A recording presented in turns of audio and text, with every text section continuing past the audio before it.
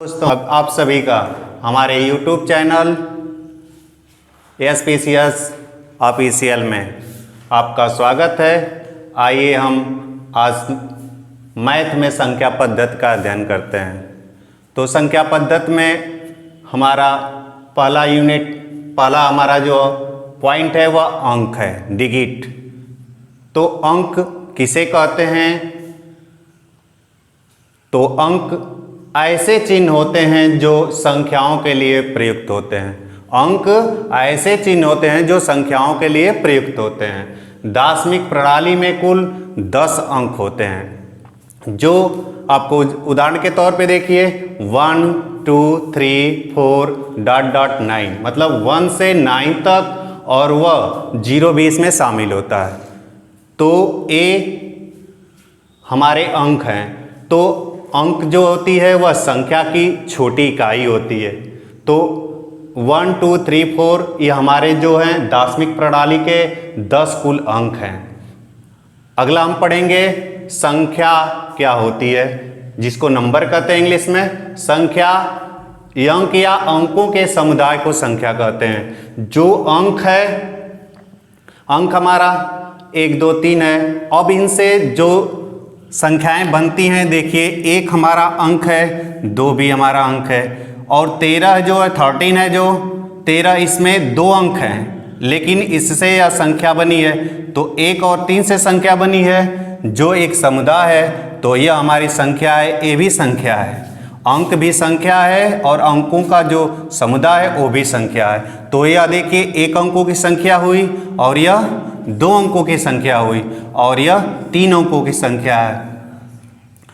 तो अंक या अंकों के समुदाय को संख्या कहते हैं। अगला हमारा है संख्या के प्रकार। संख्या के प्रकार निम्नलिखित प्रकार के हैं। पहला है प्राकृतिक संख्या, जिसको नेचुरल नंबर बोलते हैं।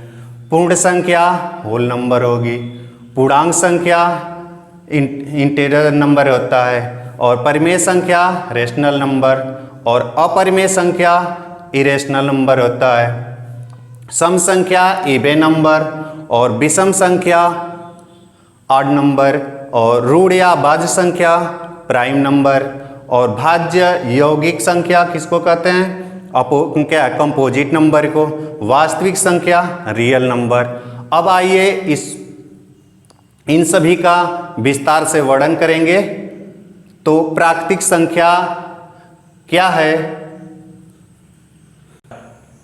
प्राकृतिक संख्या गिनती की सभी संख्याओं को प्राकृतिक संख्या कहते हैं।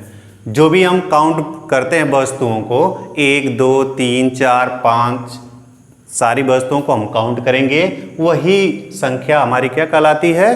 प्राकृतिक संख्या कहलाती है। जैसे हमारा 1 2 3 4 5 बहुत सारी संख्याएं गिनते जाते हैं जिसका अंत नहीं है, ठीक। तो इससे हम कह लेंगे कि प्राकृतिक संख्या 1 से प्रारंभ होती है और अनंत तक जाती है। इस संख्या को हम प्राकृतिक संख्या कहते हैं। अगला पॉइंट हमारा है पूर्ण संख्या। पूर्ण संख्या क्या है? प्राकृतिक संख्या में अगर शून्य को शामिल कर दिया जाए। प्राकृतिक संख्या जो हम अभी बताएं ऊपर 1 से अनंत तक, अगर उसमें शून्य को हम शामिल कर दें तो वह संख्या क्या कहलाएगी? पूर्ण संख्या कहलाएगी।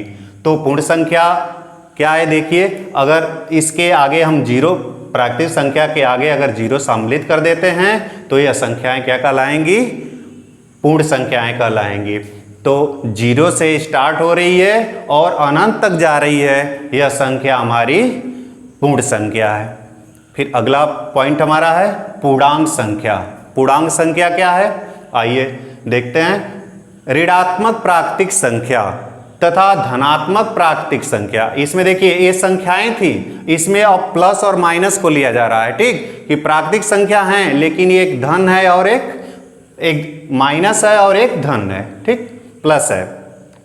तो इसमें देखेंगे कि ऋणात्मक प्राकृतिक संख्या तथा धनात्मक प्राकृतिक संख्या के साथ शून्य शामिल हो रहा है तो वह संख्या पूर्णांक संख्या कहला रही है। जैसे आपका प्राकृतिक संख्या में 0 शामिल हुआ तो पूर्ण संख्या बना, उसी तरह से ऋणात्मक प्राकृतिक संख्या और धनात्मक प्राकृतिक संख्या के साथ शून्य शामिल हो रहा है तो यह संख्या क्या हो रही है, पूर्णांक संख्या हो रही है। तो आइए जैसे देख रहे हैं कि 0 हमारा बीच में है और इसके बाएं तरफ हमारा -1, -2, -3 और इस तरह से बढ़ते हुए माइनस अनंत तक जाता है और इसके दाएं तरफ 1, 2, 3, 4 अनंत तक जाता है। और तो ये हमारी पूर्णांक संख्या है। इसको ऊपर नीचे भी कर सकते हैं कि बीच में 0 होगा, नीचे की तरफ संख्या -1, -2, -3 होगी और ऊपर होगी +1, +2, +3 जो सारे अनंत तक जाएंगे, यह हमारी पूर्णांक संख्या कहलाते हैं। अगला पॉइंट है हमारा सम संख्या। सम संख्या क्या है, देखिए वह संख्या जो 2 से पूरी विभाजित होती है उसे हम सम संख्या कहते हैं। वह संख्या जो 2 से पूरी भाग देने पर कट जाती है, शेष नहीं बचता है, उस संख्या को हम सम संख्या कहते हैं।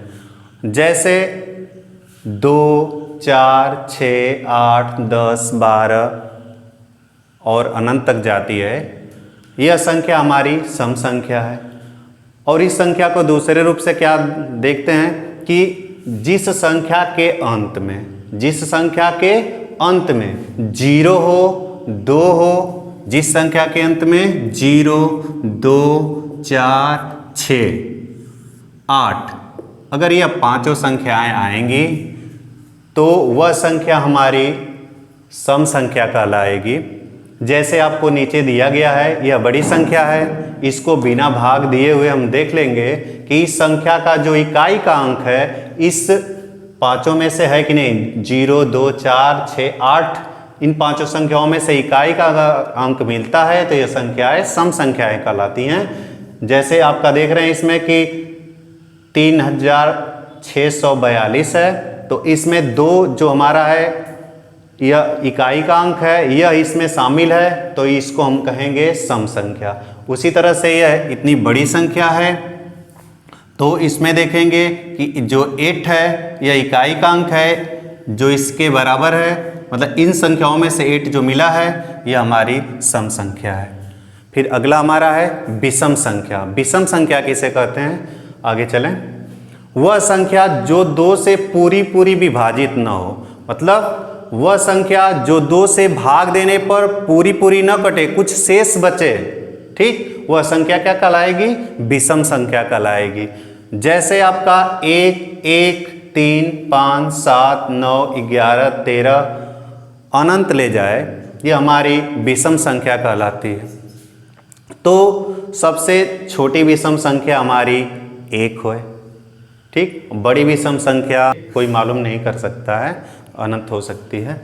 अगला भाज्य संख्या। भाज्य संख्या क्या है, वह संख्या जो 1 एवं स्वयं के अलावा किसी भी अन्य दूसरी संख्या से विभाजित हो।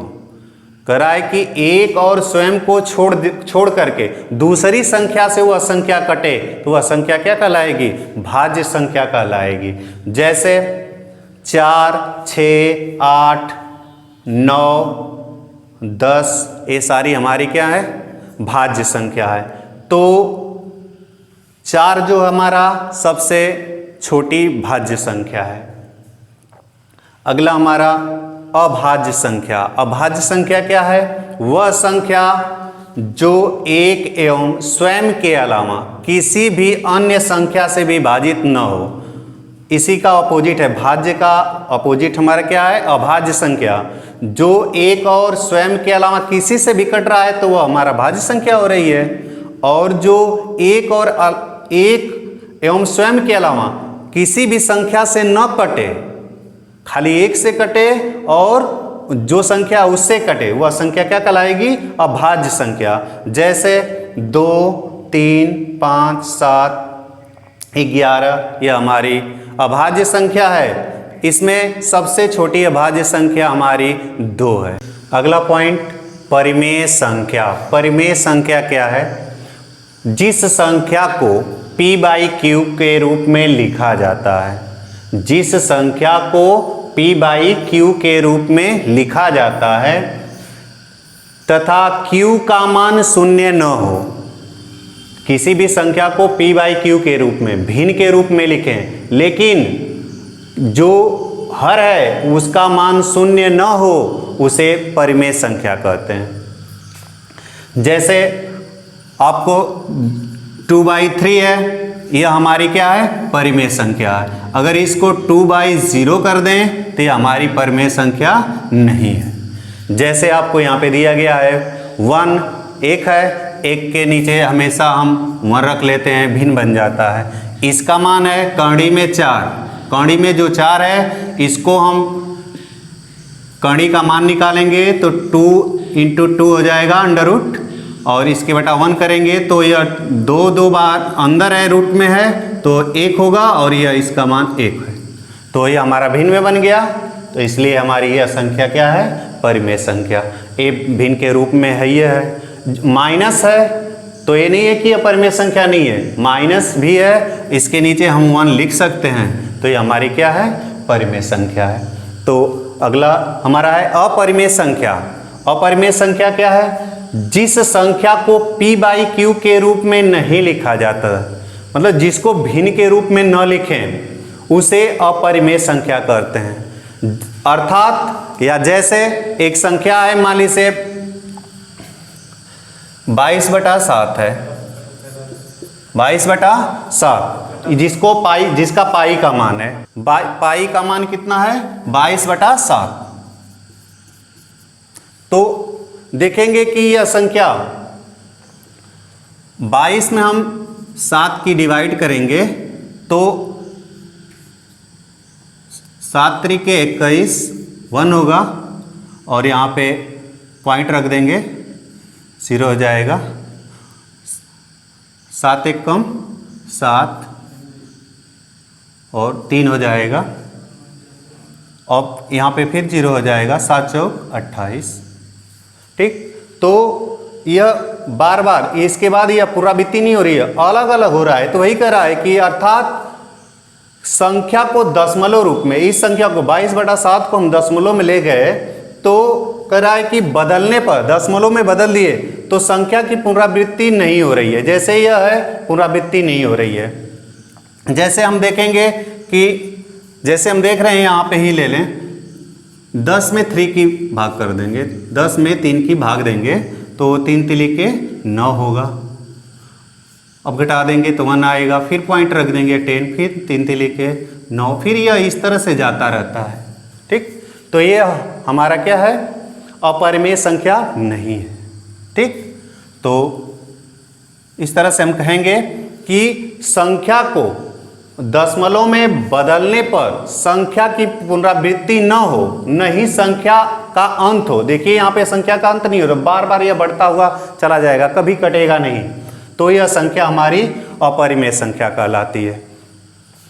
उसी तरह से जैसे हमारा पाई है, पाई का हम बता ही दिए, कौड़ी में 3 है तो इसका पूर्ण संख्या बनती नहीं है, न इसका भी पूर्ण संख्या बनेगी। इसको p बाई क्यू के रूप में नहीं लिख सकते, न इसको लिख सकते हैं। इसलिए हमारा जो है पाई कड़ी में 3 और कड़ी में 5/2 हमारी अपरिमेय संख्या। वास्तविक संख्या, परिमेय संख्या तथा अपरिमेय संख्याओं को एक साथ सम्मिलित करने पर वास्तविक संख्या बनती है, या परिमेय संख्या तथा अपरिमेय संख्याओं को एक साथ सम्मिलित करने को वास्तविक संख्या कहते हैं। जैसे इसमें हमारा परिमेय संख्या 1 थी और इसमें अपरिमेय संख्या हमारा पाई है, और इसमें 4 है, कड़ी में 4 है यहाँ पे, और यहाँ पे कड़ी में 3 है। तो इस सारे संख्याओं को 1 पाई और कड़ी में 4, कड़ी में 3, ये सारी संख्याएं अगर एक साथ सम्मिलित होती हैं, परिमेय और अपरिमेय, तो हमारी संख्या वास्तविक संख्या होती है। आइए 2 और संख्याओं के बारे में जानते हैं। तो युग्म अभाज्य संख्या। युग्म अभाज्य संख्या क्या है? ऐसी अभाज्य संख्याओं का युग्म, ऐसी अभाज्य संख्याओं का युग्म जिसके बीच का अंतर 2 हो, जिसके बीच का अंतर 2 हो, उसे युग्म अभाज्य संख्या कहते हैं। जैसे 3 5, 5 7, 11 13 आदि ये क्या हैं? युग्म अभाज्य संख्या हैं। जैसे देखिए 3 और 5 के बीच में कितने का अंतराल है? 2 का। इसमें प्लस 3 में 2 प्लस कर देंगे तो 5 हो जाएगा। तो 3 5 ये हमारा क्या है? 2 का अंतराल है। तो यह संख्या क्या कहलाएगी? युग्म अभाज्य संख्या है। 3 और 5 जो है हमारी युग्म अभाज्य। इसमें भी 2 का अंतर है, इसमें भी 2 का अंतर है। अगला हमारा है सअभाज्य संख्या। सअभाज्य संख्या क्या है? 2 या 2 से अधिक, 2 या 2 से अधिक संख्याएं जब रहेंगी तो संख्याओं का मौसह, 2 या 2 से अधिक संख्याओं का मौसह 1 हो, उसे सअभाज्य संख्या कहते हैं। जैसे आपको दिया है 4 और 5, तो 4 5 जो है यह हमारा सअभाज्य संख्या है। इसका हम मौसा निकालेंगे तो इसका मान मौसा 1 आएगा, तो यह हमारी संख्या क्या है? सअभाज्य है। तो छोटी संख्या से बड़ी संख्या में भाग देंगे तो 4 एकम 4, 1 आएगा और 1 को 4 को यहाँ रख लेंगे। अब तो 1 से करेंगे तो 1 चौक को 4, यह संख्या कट गई। तो इसका मौसा कितना आ गया? मौसा 1। तो यह जो 4 और 5 का मौसा कितना आया? 1। तो यह हमारी अभाज्य संख्या है। उसी तरह से 8 और 15 हमारा अभाज्य सअभाज्य संख्या है। तो आइए अभ्यास करते हैं। तो निम्न में से सम संख्या, विषम संख्या, भाज्य, अभाज्य, परिमेय, अपरिमेय संख्याओं को छांटना है। तो इसमें निम्न संख्याएं दिया है 1 2 3/√4, 8 कड़ी में 8/2 और √6/2, पाई और 15, 16,318 और -3/2 और 153, 198 एंड 4 में देखेंगे कि सम संख्या कौन सी है, विषम कौन है, भाज्य कौन है, अभाज्य कौन है, परिमेय अपरिमेय कौन है। तो आइए इसमें हम देखते हैं कि पहले संख्या को देखते हैं, यह सम है, विषम है, अभाज्य है। तो देखेंगे कि 1 क्या है? हमारा विषम संख्या है। 1 क्या है? विषम संख्या है। यह सम संख्या इसलिए नहीं है क्योंकि यह 2 से पूरी विभाजित नहीं होगी। जो दूसरा देखेंगे यह क्या है? 2 है। तो 2 हमारा सम संख्या है और यह 2 क्या है? हमारी छोटी सम संख्या है। और 2 हमारी क्या है? अभाज्य, सबसे छोटी अभाज्य संख्या है। तो इसको अभाज्य संख्या में भी रख देंगे 2। 2 हमारी क्या है? सम संख्या भी है और अभाज्य संख्या भी 2 है, जो यह सबसे छोटी अभाज्य संख्या है।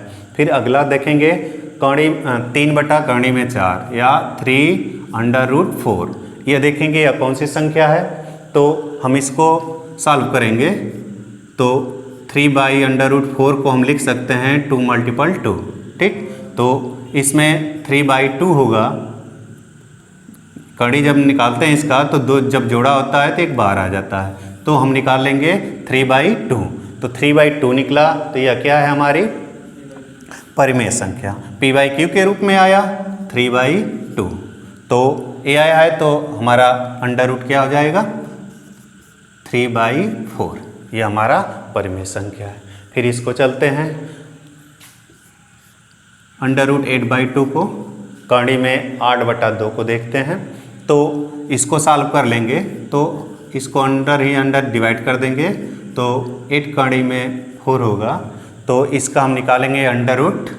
तो 2 × 2 होगा जिसका मान कितना आएगा? 2 आएगा। तो 2 हमारा क्या है? 2 हमारा सम भी होगा। ठीक, और हमारा क्या है? परिमेय संख्या होगी। और छोटी अभाज्य संख्याएं होंगी।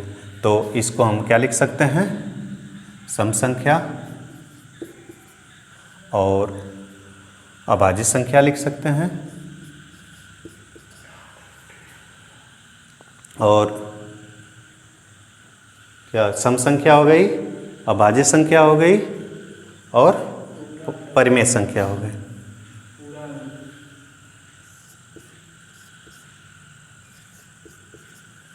ठीक, अब अगला चलेंगे। कौड़ी में 6/2 इसको देखते हैं। कौड़ी में 6/2 को देखते हैं। तो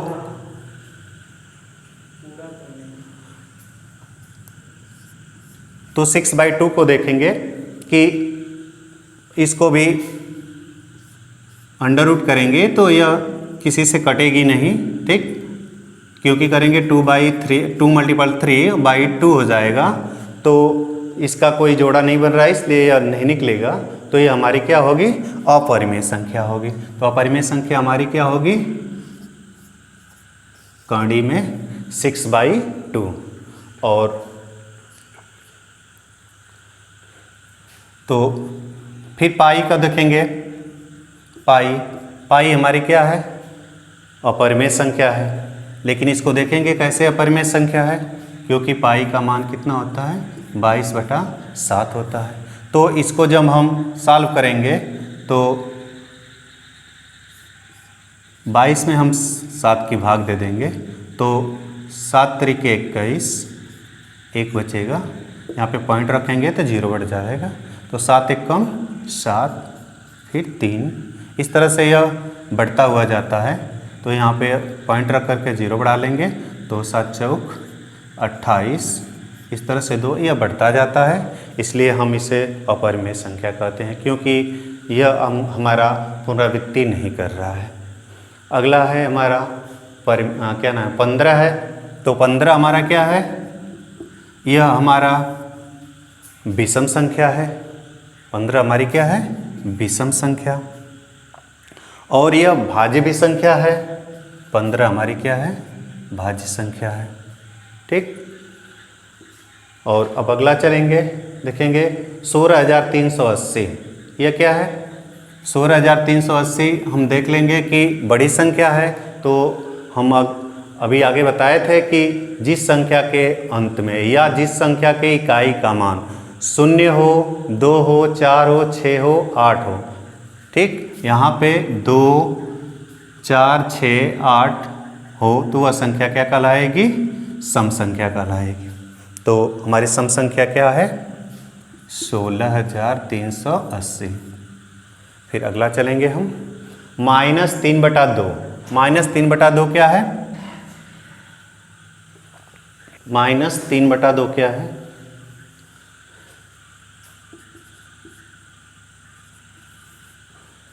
यह हमारी परिमेय संख्या है। -3/2 हमारी क्या है, परिमेय संख्या है।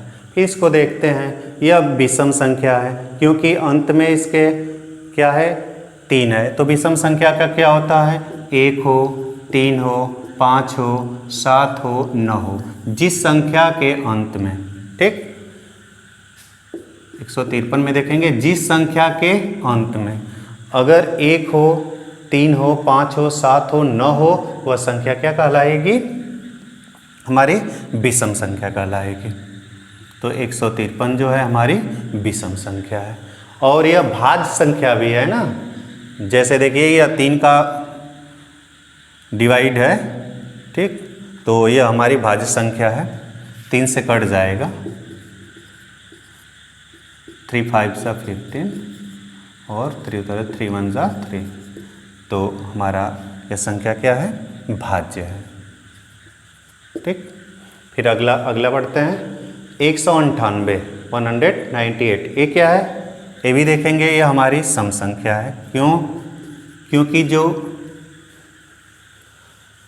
अभी नियम बताए हैं कि जिस संख्या के अंत में अगर इसी संख्या के अंत, ठीक ना, ये संख्या है 198। इसके अंत में अगर 0 हो, 2 हो, 4 हो, 6 हो, 8 हो तो यह संख्या क्या कहलाएगी? सम संख्या। तो सम संख्या हमारी क्या हो जाएगी? 198।